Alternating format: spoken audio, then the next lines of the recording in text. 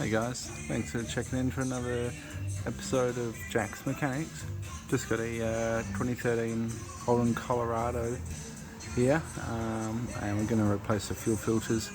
Has the water and fuel warning light coming up on the dash. So first step, we'll undo this and drain the fuel out of it.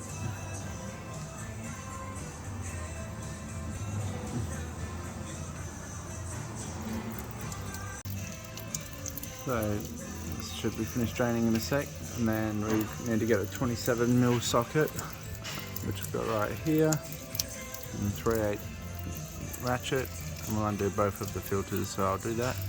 I'll show you next.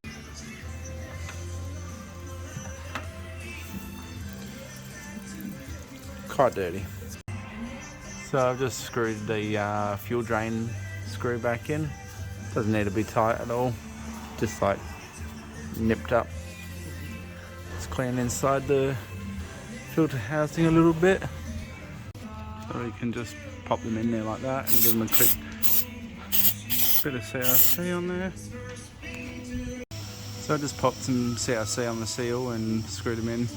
There's only need to be nipped up very tight.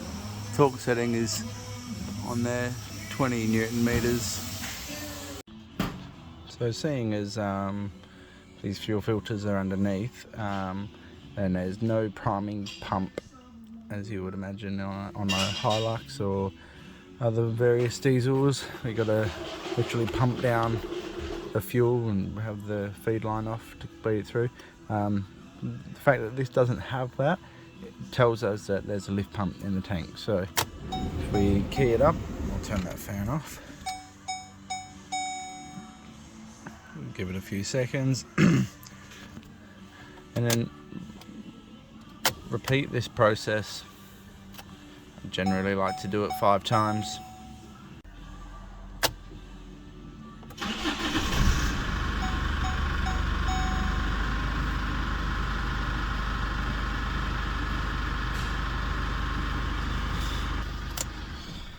We do put in fuel system cleaners after we do any fuel filter, just for added bonus, make the job a bit nicer. Yeah, so hope you guys enjoy. If you like more content like this, consider subscribing. Thank you very much.